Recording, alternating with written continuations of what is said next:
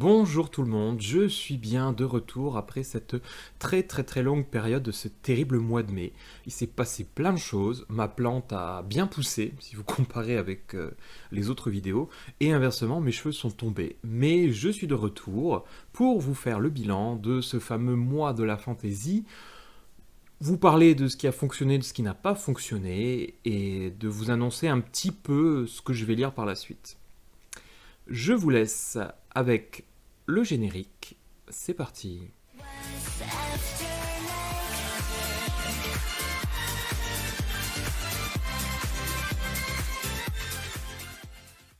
Pour le mois de la fantaisie, je vous avais annoncé, je crois, 12 livres.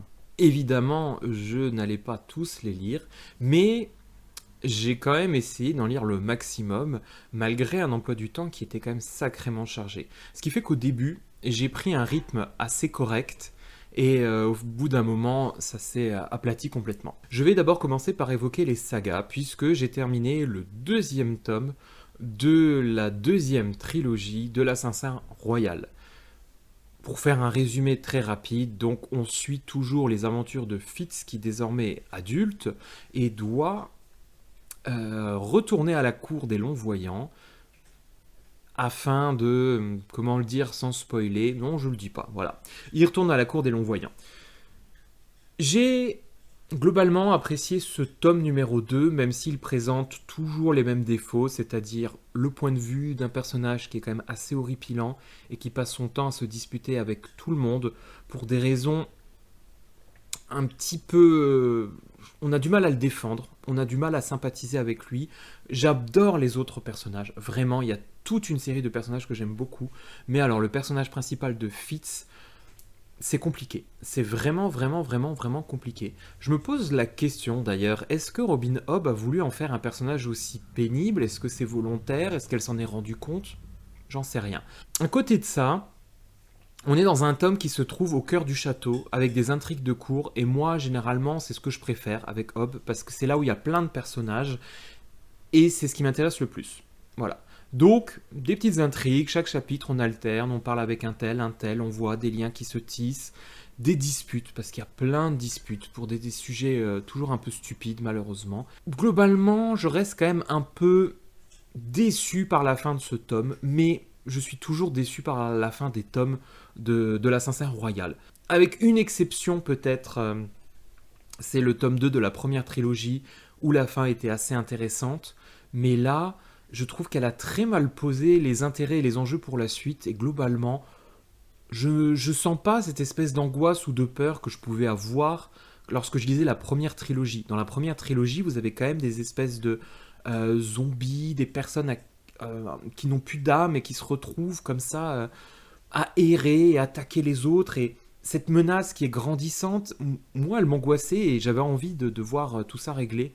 Là, c'est des histoires un petit peu de diplomatie. Alors, il y a un côté, c'est la fin du monde, le bien contre le mal, mais comme ça semble passer complètement au-dessus des personnages, bah moi aussi, je m'en fiche royalement. Un dernier point qui m'a énormément choqué, vous avez à la fin du tome 1 un objet qui est super important, qui est retrouvé, et Fitz, dans tout le tome 2, il passe son temps à dire «Oh, je devrais en parler à un tel, mais plus tard. Oh, là, j'ai pas eu le temps. Oh, là, on se dispute.» Et finalement, tout le tome 2 est fait sans que cet objet soit vraiment mentionné, utilisé. Et là, j'ai trouvé que c'était juste une paresse d'écriture, ça marchait pas. Voilà. On sentait que elle savait pas trop. L'objet, il fallait qu'il apparaisse à ce moment-là. Et en même temps, il fallait pas qu'il l'utilise à ce moment, dans ce tome-là. Donc, je suis toujours très partagé avec Robin Hobb. Je trouve qu'elle a... Il y a des gros problèmes à chaque fois dans son récit en termes de narration. Et heureusement que les personnages sont attachants. Heureusement qu'il y a de belles scènes, de bons moments qui m'ont vraiment touché. Parce que je trouve que ça reste toujours un petit peu fragile. Mais, vous l'avez deviné, je vais quand même lire le tome 3, enfin débuter le tome 3 pour le mois de juin, le premier tome du tome 3. Voilà, pour le mois de juin. Deuxième saga, La Roue du Temps, tome 6, que j'ai écouté en audio, et heureusement que c'était en audio, parce que c'était 40 heures, et 40 heures de blabla, blabla, blabla. Je suis pas surpris, parce que c'est comme ça depuis 2 ou 3 tomes. C'est des histoires politiques, de savoir comment on va gérer tel ou tel conflit, et il se passe pas grand-chose du tout, du tout. À la toute fin, ça a commencé un petit peu à s'accélérer, mais j'ai trouvé que c'était vraiment trop tardif. Vraiment, il y a un plot twist au bout de 30 heures à peu près. Je l'ai trouvé mal fichu, mais je suis quand même content qu'il soit arrivé, parce que ça relance un peu l'histoire. Et à la toute fin, il s'est passé quelque chose d'assez terrible, et je me suis dit, waouh, ça va poser les bases pour le tome 7, ils vont passer tout le tome 7 à régler ça. Et en fait, non. Ce qui arrive est terrible, mais c'est réglé en 1 ou 2 heures. Et j'étais, ah, ok.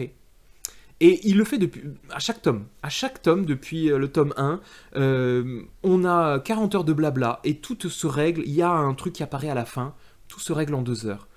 Enfin, 2 heures d'écoute, mais du coup, 3 chapitres à peine.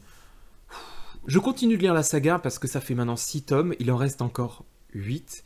J'ai envie de savoir la fin parce que je suis attaché au personnage, mais vraiment, c'est une œuvre qui est très étrange. C'est les Feux de l'amour, donc il faut aimer ce style-là. C'est les Feux de l'amour version fantasy.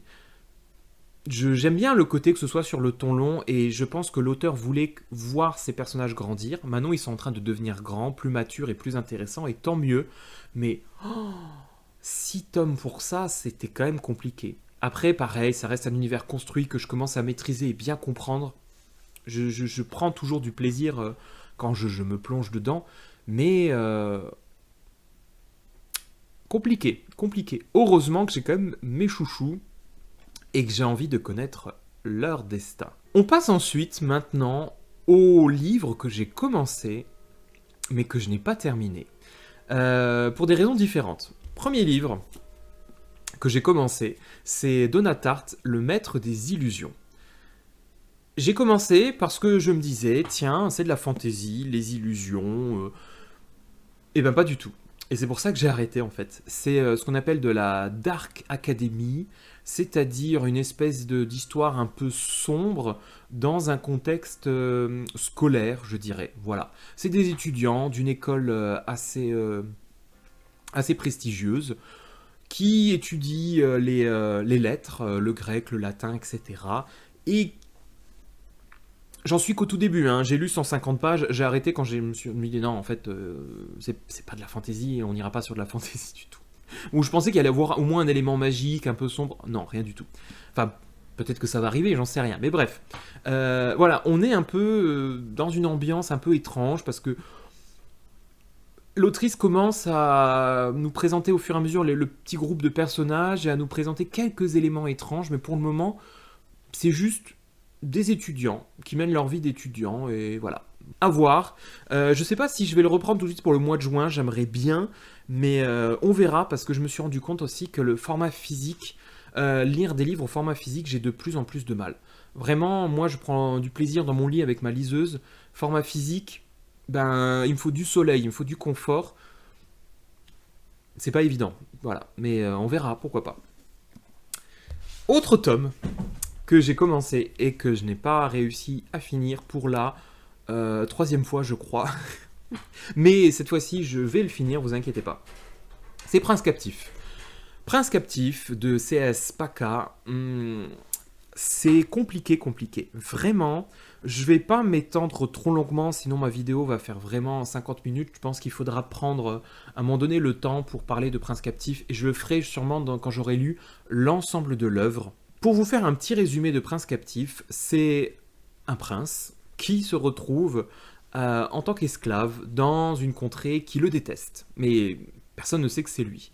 Sauf que, et c'est là le problème, et mon gros problème du roman, c'est un pays qui est énormément porté sur les relations sexuelles, et les relations sexuelles maître-esclave. Et là, vous voyez tout de suite le souci. Pour défendre ce roman, on va dire toujours, enfin j'ai souvent lu l'argument de oui, c'est historique. J'aime pas cet argument-là, parce que non, c'est pas historique, c'est de la fantaisie, c'est un univers fictif, inspiré peut-être d'événements historiques, mais ça reste le choix de l'autrice. Ça reste le choix de l'autrice après de montrer ou de ne pas montrer un certain nombre de choses. Vous pouvez très bien faire un univers inspiré de Rome, de la Grèce antique, de pays, tout ce que vous voulez, qui ont pratiqué l'esclavagisme. Après, il y a quand même des choix qui sont faits. Et ces choix-là, je les trouve un petit peu étonnants. C'est-à-dire que il y a, à mon sens, une forme de romantisation de l'esclavage. En tout cas, il y a une forme de sensualité autour du rapport maître-esclave. Alors, on va me dire, c'est pas vrai, ce n'est pas, c'est au contraire, c'est condamné. Il y a quand même énormément de scènes dans lesquelles le personnage principal, en tant qu'esclave, est confronté à des abus, il n'a pas le consentement, et il y a en même temps toute une description c'est-à-dire de cette forme d'impuissance qu'il a, dans laquelle finalement il se livre quand même à avoir une forme de plaisir. Je suis extrêmement partagé. À ça, vous rajoutez des personnages extrêmement ambigus, y compris mineurs, et enfin, il y a quand même au bout d'un moment, toute une histoire d'amour véritable entre un maître et son esclave. Le maître qui est très touché, qui achète l'esclave, et l'esclave qui, lui, tombe éperdument amoureux du maître en disant « il va bien me traiter », etc. Je...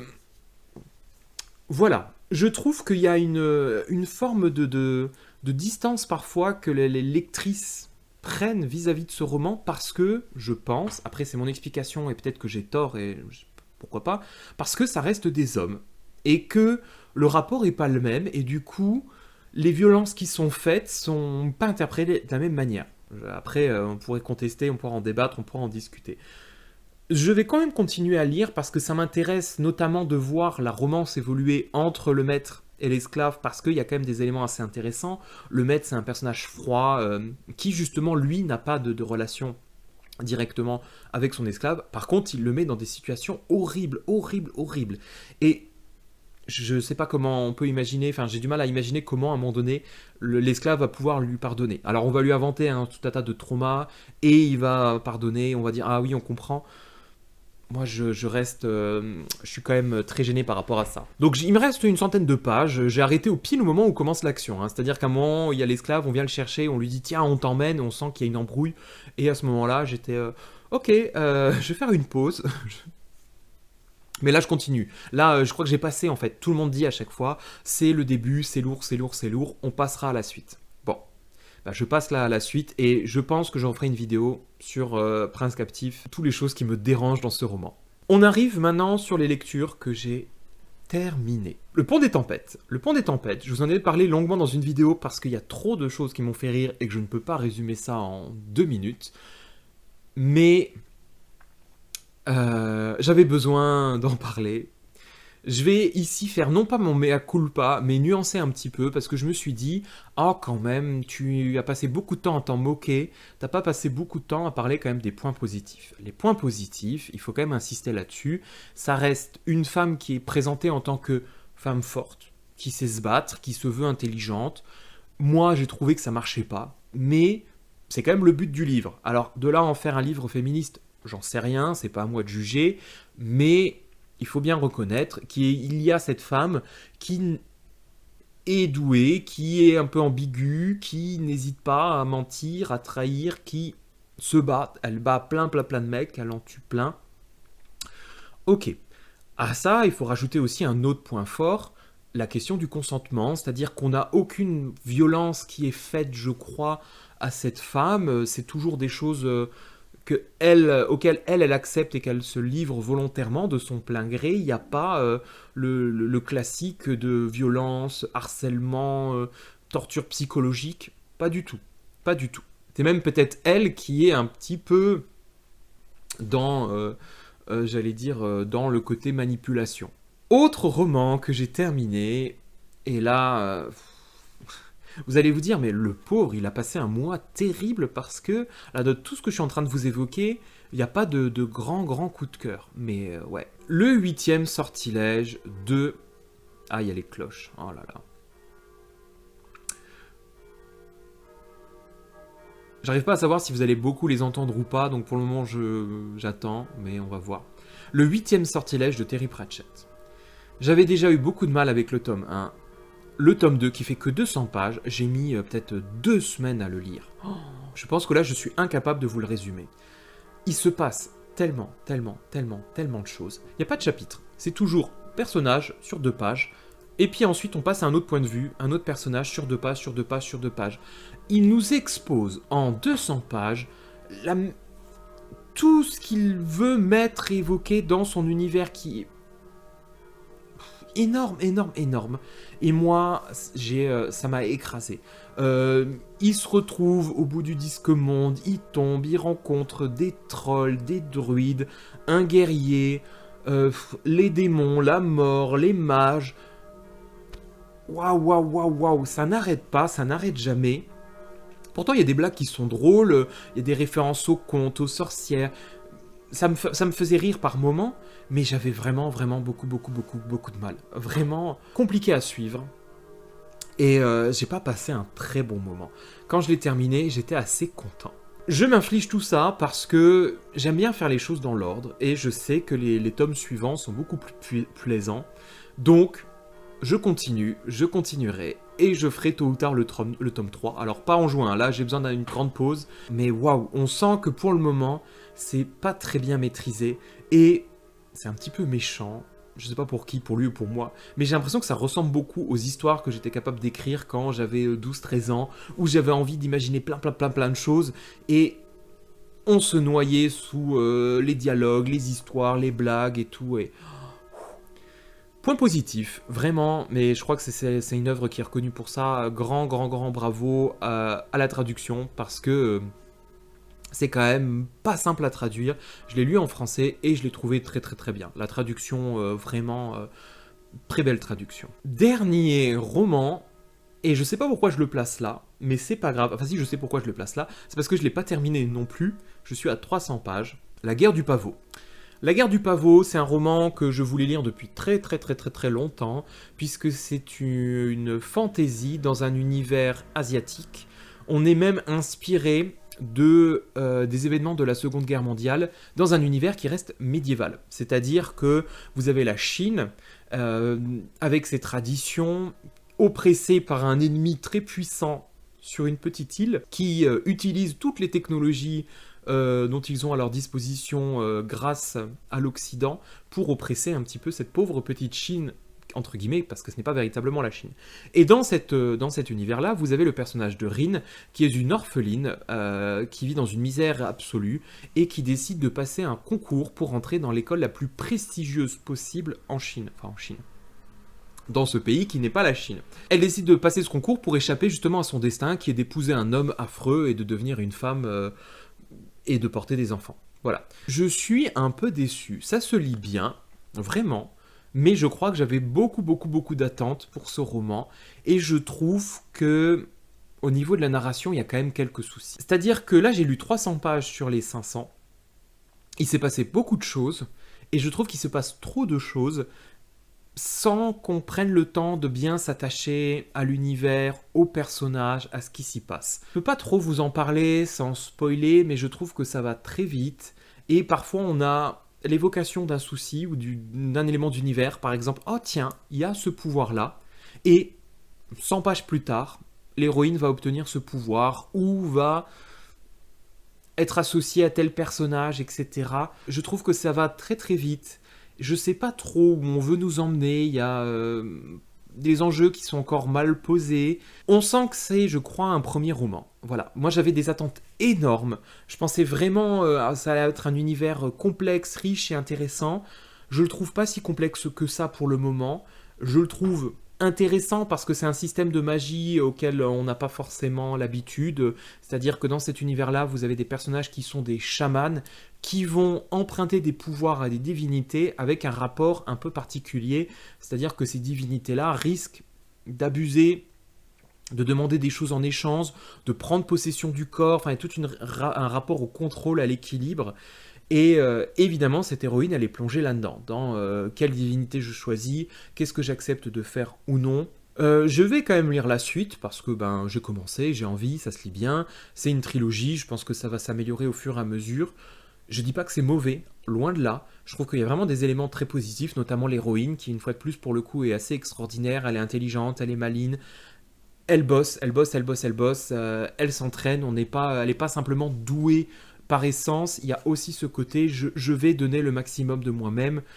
Et ça, j'aime beaucoup. J'aime vraiment beaucoup. J'attends de voir ce que ça va donner. Je répète, je suis un peu déçu.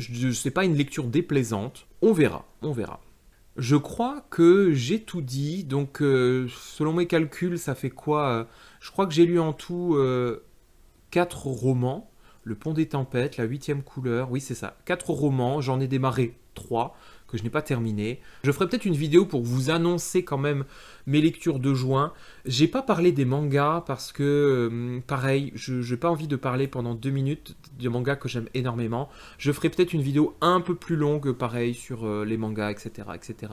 En tout cas, je vais une fois de plus continuer de vous remercier parce que j'ai arrêté de faire les vidéos parce que j'avais trop de travail. Je me disais, ah, c'est pas grave, je vais mettre ça en pause. Et je voyais qu'en fait, les vues, les followings n'étaient pas en pause et ça continuait. Et à chaque fois, j'étais, oh, je refais ma vidéo quand je suis à 150. Et après, c'était, non, je fais ma vidéo quand je suis à 175. Et là, j'ai failli faire ma vidéo quand j'étais à 200. Je suis vraiment, vraiment, vraiment ultra, ultra content, surpris.